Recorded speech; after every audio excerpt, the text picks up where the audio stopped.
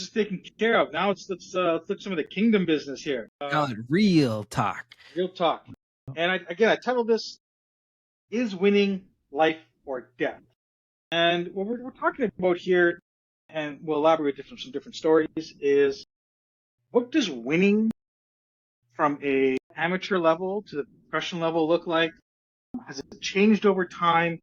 Has money become more of a priority? And some of the examples that we were talking about off camera, Dak Prescott, Damian Lillard, Mike Trout, all these guys have talked about, hey, I want to win as a team.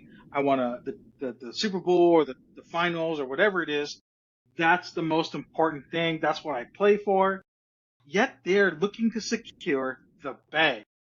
One of the knocks on Damian Lillard is he ate up so much of his cap space with his massive, massive contracts, they could barely sign anybody else. There's no way you were able to successfully build a team in Portland when he was there after LaMarcus left, after Brandon Roy went down. CJ McCollum was just another small guy. You didn't have enough space in the cap to attract somebody because let's be honest, Portland's a small city. It's not LA, it's not New York, so you have to use a little bit more money to bring these guys in and build a winning culture. Could they do that with Dame eating 40-50% of the salary cap? Not a chance. Dak Prescott, he's going to get paid.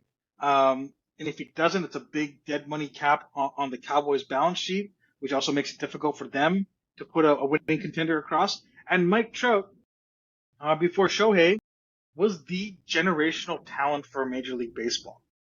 How many times have we seen Mike Trout in the playoffs? How many times has he had the opportunity to say, hey, you know what?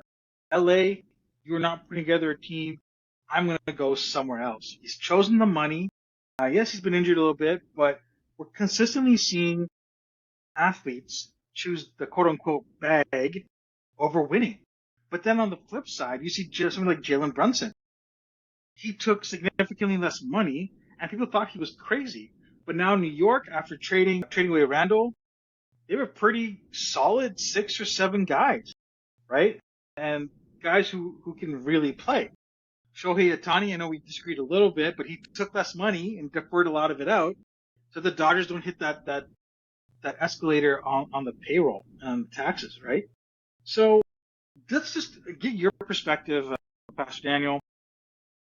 How has winning changed since you've grown up? You know, going from playing basketball in high school, playing for fun, watching how your favorite athletes have gone through, and how like social media and things have really changed winning, what quote unquote winning looks like. Yeah, it's a great thought. I don't know how much it has actually changed from being a kid to being an adult. You know, it's always been about, I think at the high school level, it's probably changed a bit more. Maybe even at the college level, it's changed a bit more because there's the NIL stuff in college. Right now, it's about which college can make me the most money while I'm in college. And I get that. And I believe that they deserve that compensation.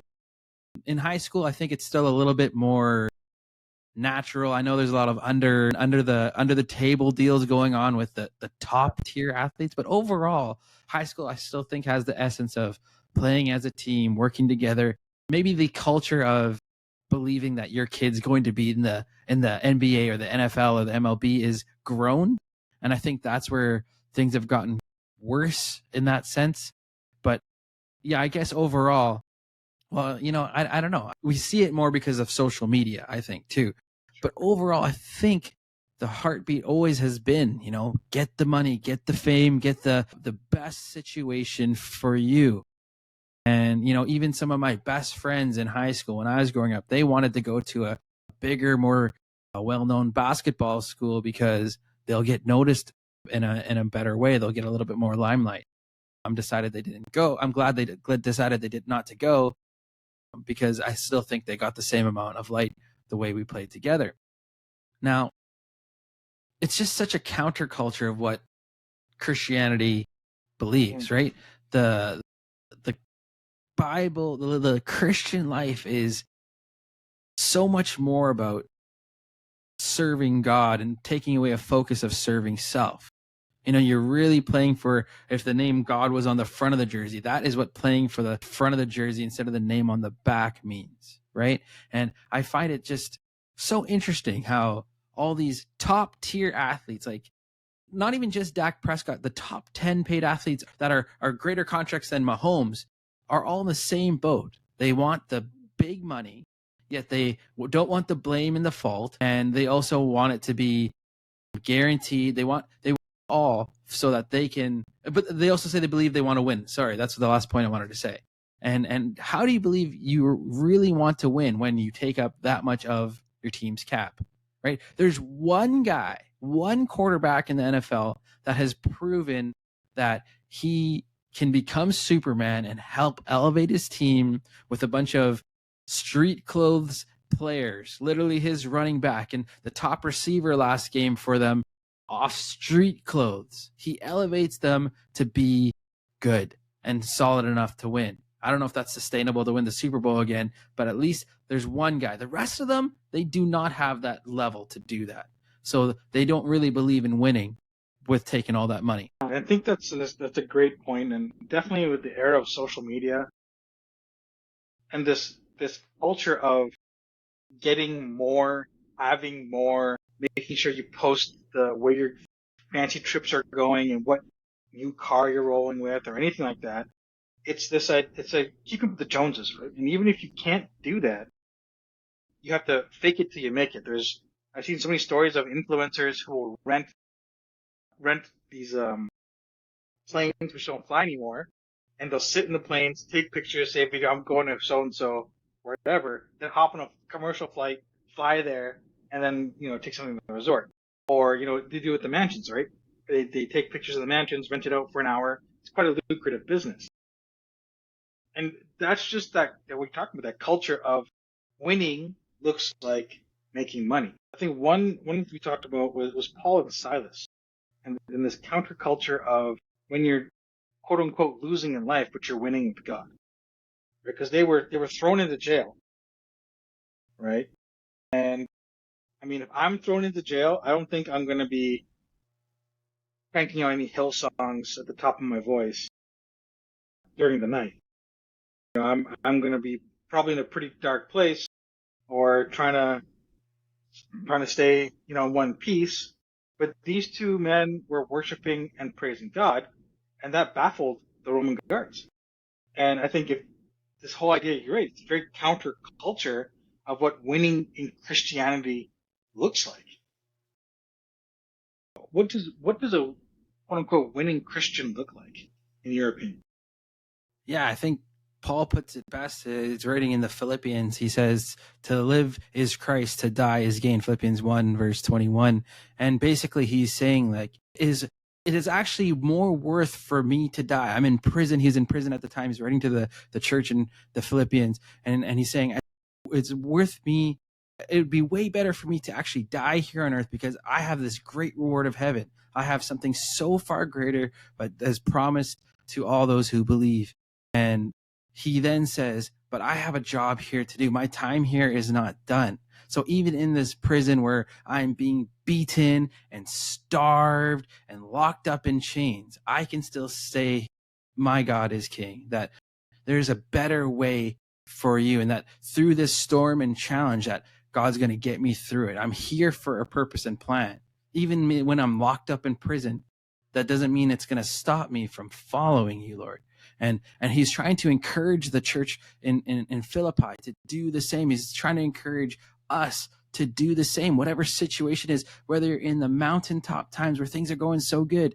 The glory is not for your riches here on earth. You give it to God, because there's something better for you in the future. Even if you're in the storm, you give the glory to God. You say, Lord, I know you're going to get me through this storm. You're going to teach me something through this storm, and it's going to help me to get to the better place. That's why you see the athletes like a CJ Stroud. He says, this platform of football is my platform to honor the Lord. I give all the glory to him, even in my success or even in my failures. That's the most important thing. And he tries to encourage others to follow him that way. Above and beyond that. And there's so many examples.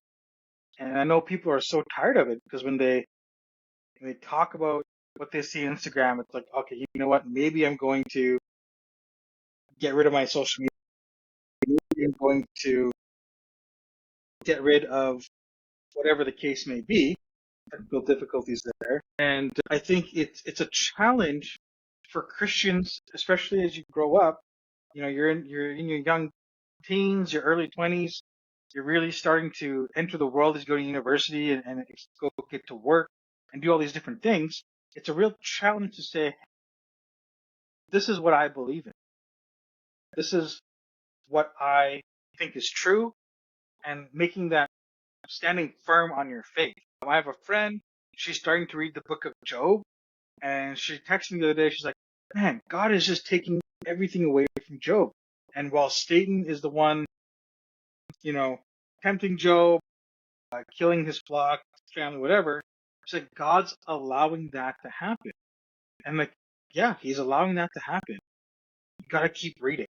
You gotta keep reading and get to the very end.